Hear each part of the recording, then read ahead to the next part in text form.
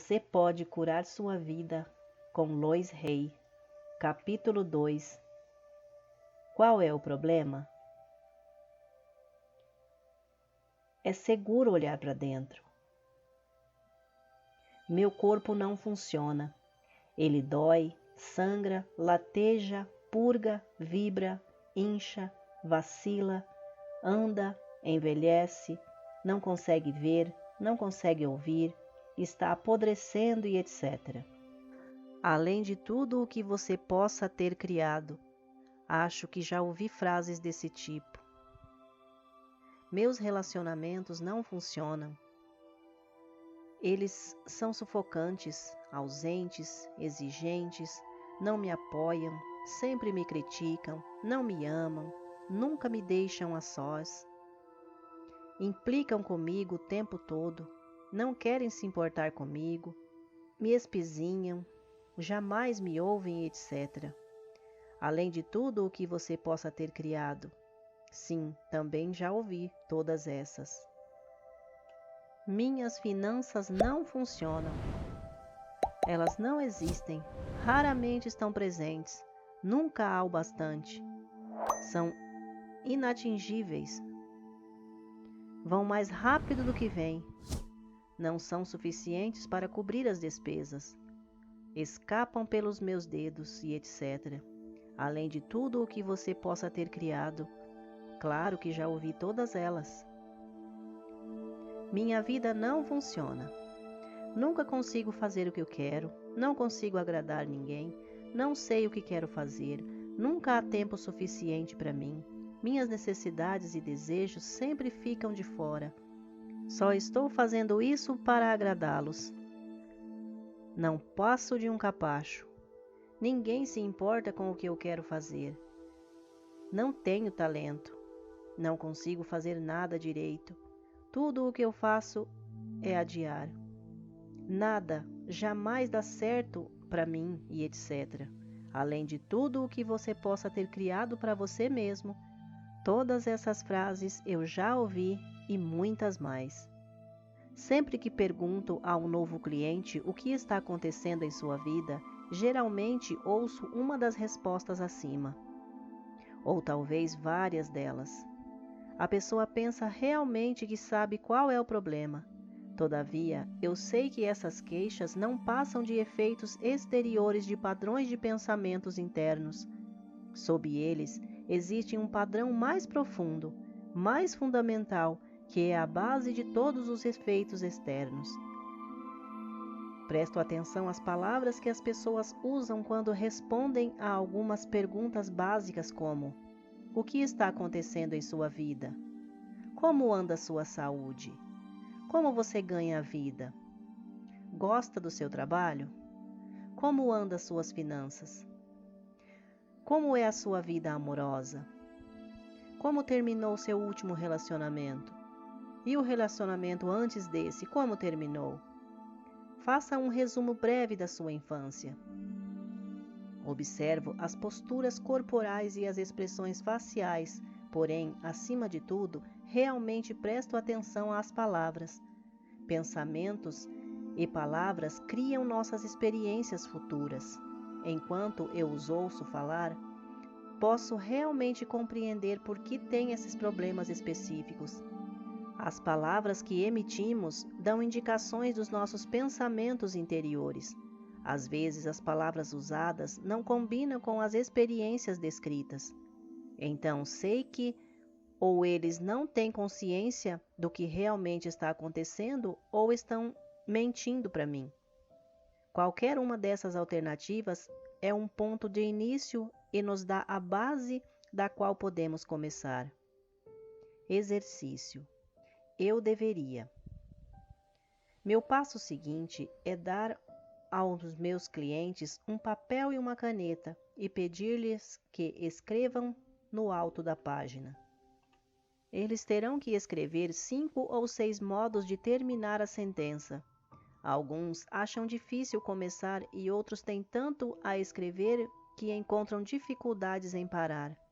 Então peço-lhes que leiam a lista para mim, começando cada sentença como eu deveria. À medida que terminam cada uma, pergunto: por quê? As respostas são interessantes e reveladoras, como: minha mãe disse que eu deveria, porque tenho medo de não fazê-lo, porque tenho que ser perfeito. Bem, todo mundo tem que fazer isso. Porque eu sou preguiçoso demais, baixo demais, alto demais, gordo demais, magro demais, burro demais, feio demais, sem valor demais. Essas respostas mostram onde eles estão emperrados em suas crenças e que limitações pensam que têm. Não faço comentários sobre as respostas. Uma vez terminada a lista, converso sobre a palavra deveria. Entenda, creio que a palavra deveria é uma das mais prejudiciais que existem na nossa linguagem. Sempre que usamos deveria, estamos na verdade dizendo errado, ou estamos errados, ou estávamos errados, ou estaremos errados. Penso que não precisamos de mais errados em nossa vida. Necessitamos de mais liberdade de escolha.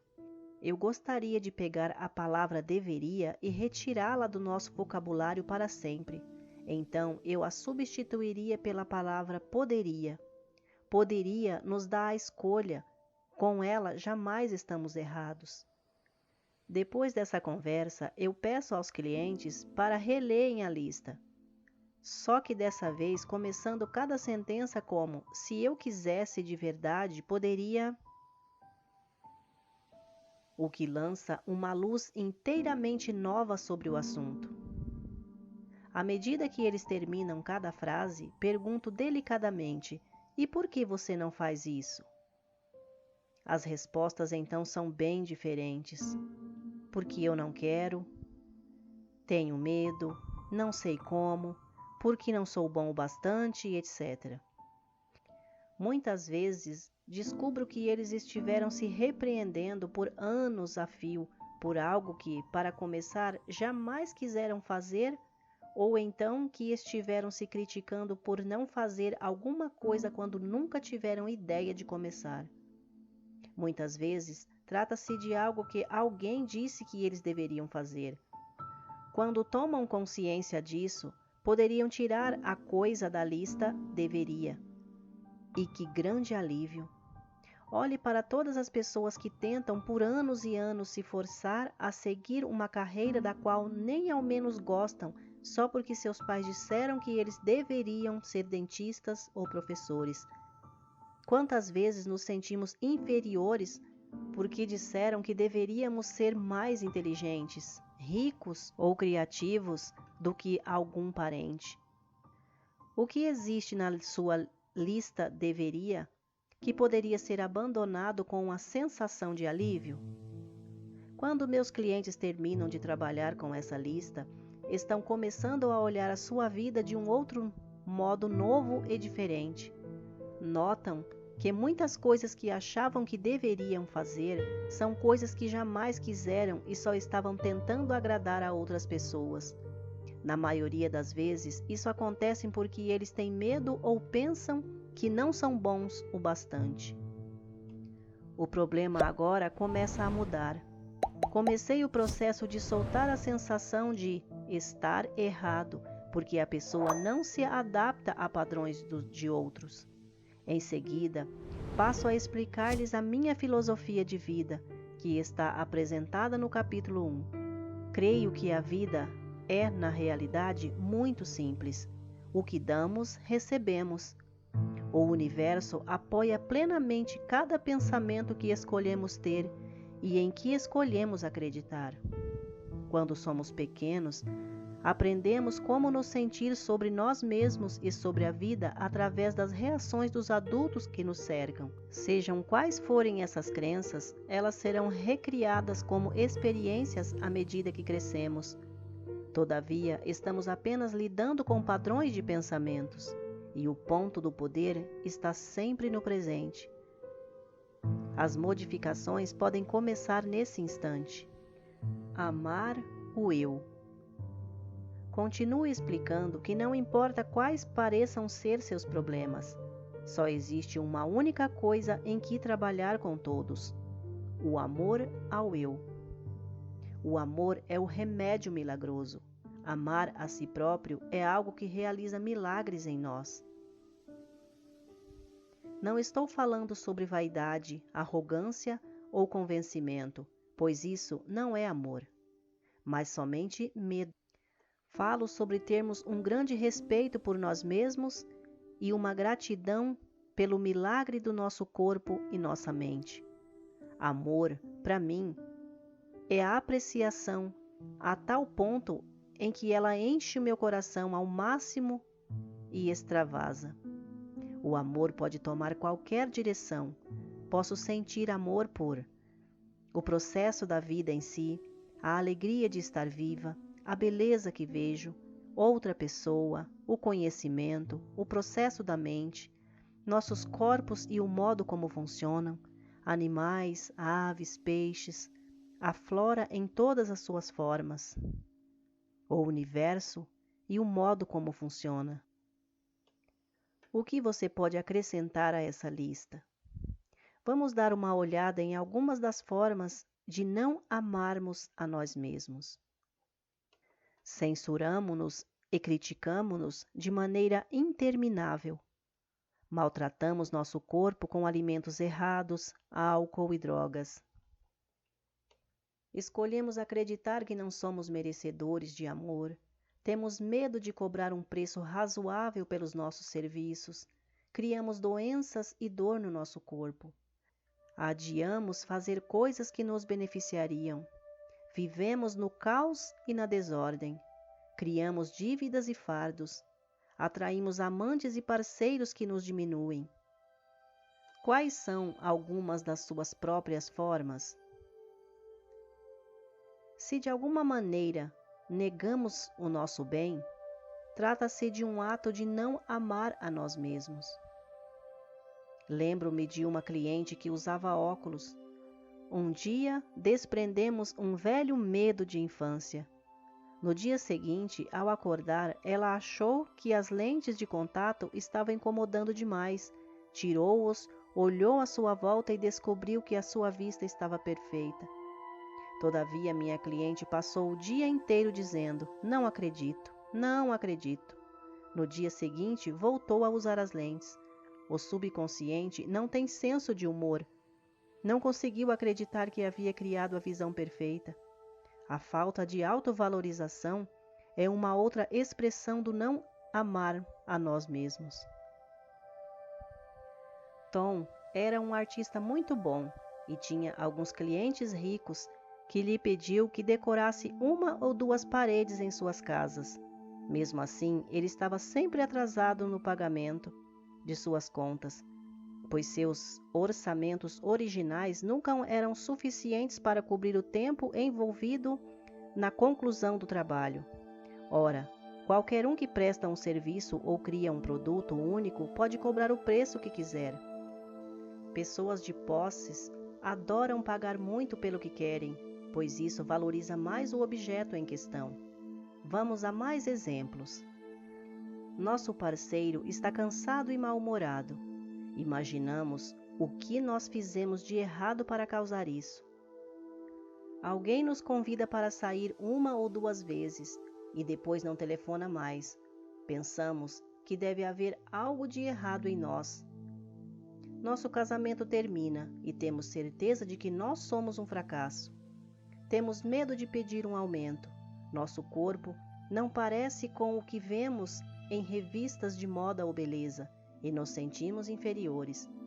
Não fechamos a venda ou conseguimos o papel e ficamos certos de que não somos bons o bastante. Temos medo da intimidade ou de deixar alguém se aproximar demais, de modo que procuramos sexo casual. Não conseguimos tomar decisões porque temos certeza de que elas são erradas. Como você expressa sua falta de autovalorização?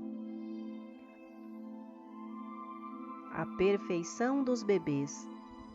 Você era tão perfeito quando era bebezinho. Os bebês não têm de fazer nada para se tornarem perfeitos.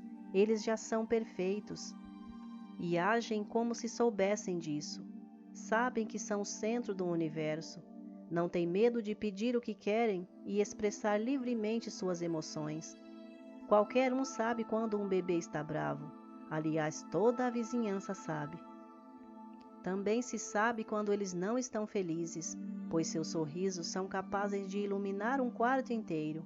Os bebês são cheios de amor. Crianças muito pequenas morrem se não recebem amor. À medida que envelhecemos, aprendemos a viver sem amor, mas os bebês não suportam isso. Os pequenos também adoram cada parte do seu corpo, amam até as suas próprias fezes. Eles têm uma coragem incrível. Você era assim. Nós todos éramos assim.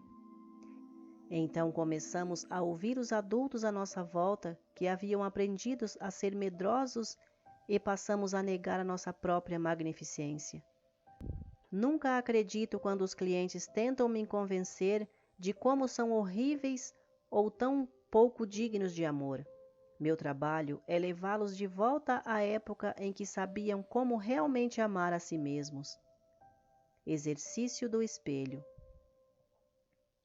Peço ao cliente para pegar um espelho pequeno, olhar bem nos olhos, dizer seu nome e depois, eu o amo e o aceito exatamente como você é. Esse exercício é extremamente difícil para muitas pessoas. É raro eu obter uma reação tranquila, muito menos ou um pouco de alegria nessa prática. Alguns choram ou ficam com olhos marejados, outros se enfurecem, outros ainda menosprezam suas feições ou qualidades. Uns poucos afirmam que não conseguem. Cheguei a ver um homem atirar o espelho para longe e querer fugir. Precisei trabalhar meses seguidos com esse cliente até ele poder começar a relacionar-se consigo mesmo no espelho. Por muitos anos, eu olhei no espelho e apenas para criticar o que havia nele. Hoje, quando me recordo das intermináveis horas que passei acertando as sobrancelhas, tentando me tornar razoavelmente aceitável, acho graça. Lembro-me bem do medo que eu sentia de olhar dentro dos meus olhos. No meu trabalho, esse exercício me mostra muito. Em menos de 1 hora, sou capaz de atingir o âmago da questão sob o problema externo. Quando se atua apenas no nível do problema, gastam-se horas intermináveis trabalhando em cada detalhe e no instante em que tudo parece arrumado, ele brota num outro lugar qualquer. O problema raramente é o verdadeiro problema. O problema raramente é o verdadeiro problema. Ela vivia preocupada com a sua aparência, em especial com os dentes. Estava sempre trocando de dentista, achando que o último só o fizera parecer pior. Resolveu fazer plástica no nariz, mas o resultado foi ruim. O fato era que cada profissional estava refletindo sua crença de que ela era feia. Seu problema não era a aparência, mas o fato de que estava convencida de que havia algo de errado nela. Outra mulher tinha um mau hálito terrível e as pessoas achavam desagradável ficar perto dela. Ela estudava para ser ministra da igreja, e seu comportamento exterior era pio e espiritual. Todavia, sob ela havia uma furiosa corrente de raiva e inveja, que explodia às vezes, quando essa mulher achava que alguém poderia ameaçar sua posição. Seus pensamentos mais profundos eram expressados através do hálito, tornando-a ofensiva mesmo quando pretendia ser amorosa. Ninguém a ameaçava, senão ela mesma. Ele tinha apenas 15 anos quando a mãe o trouxe a mim, porque o garoto estava com o mal de Hodgkin e havia-lhe dado só 3 meses de vida. A mãe, como seria de esperar, estava histérica e era de difícil trato. Mas ele era esperto e inteligente e queria viver.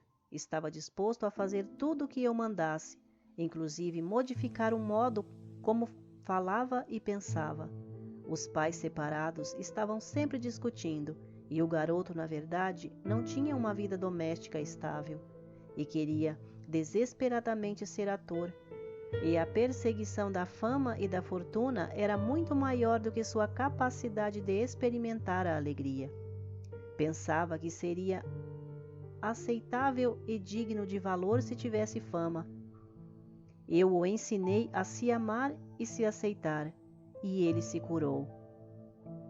Agora está amadurecido e atua com regularidade na Broadway, pois à medida que foi aprendendo a vivenciar a alegria de ser ele mesmo, abriram-se novos papéis para o seu talento.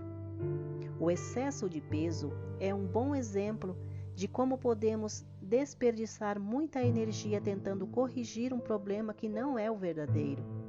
As pessoas frequentemente passam anos e anos lutando contra a gordura e continuam com excesso de peso. Afirmam que todos os seus problemas acontecem porque são gordas. O excesso de peso é só um efeito exterior de um profundo problema interno. Para mim, ele é sempre o medo e uma necessidade de se sentir protegido. Quando nos sentimos amedrontados ou inseguros, ou não bons o bastante, muitos de nós acumulam gordura para se proteger. Perder tempo nos menosprezando, por sermos gordos demais, sentir culpa a cada garfada que comemos, fazer todas as coisas más que fazemos a nós mesmos quando engordamos, não passa de um desperdício de tempo. Daqui a 20 anos estaremos na mesma posição, porque não começamos a lidar com o verdadeiro problema por trás da gordura. Só conseguimos nos tornar mais amedrontados e inseguros, e então precisamos de mais peso para proteção. É por isso que eu me recuso a focalizar a atenção na gordura ou em dietas, pois estas não funcionam. A única dieta que dá certo é a dieta mental, a que evita pensamentos negativos. Costumo dizer aos meus clientes: vamos colocar essa questão de lado por algum tempo enquanto trabalhamos em algumas outras coisas. Muitas vezes eles me dizem que não podem se amar porque são muito gordos, ou como colocou uma moça, redondos demais. Explico-lhes então que eles são gordos porque não se amam. É impressionante ver como, quando começamos a amar e aprovar a nós mesmos, a gordura excessiva vai desaparecendo de nossos corpos. É comum alguns clientes ficarem bravos comigo quando explico como é fácil mudar suas vidas, porque têm a impressão de que não estou compreendendo seus problemas. Uma mulher ficou muito brava e falou: vim aqui para conseguir ajuda no desenvolvimento da minha dissertação, não era para aprender a me amar. Todavia, para mim, estava claro que seu principal problema era o ódio contra si mesma, que permeava todas as áreas de sua vida, inclusive o escrever a dissertação. Ela não seria bem-sucedido em nada enquanto se sentisse tão sem valor. Ela recusou-se a me ouvir e saiu aos prantos. Voltou 1 ano depois com o mesmo problema e muitos outros mais. Algumas pessoas não estão prontas e não temos como avaliar isso. Todos começamos a fazer nossas mudanças na hora, no espaço e nas sequências certas para nós. Eu só comecei as minhas depois de completar 40 anos. O verdadeiro problema.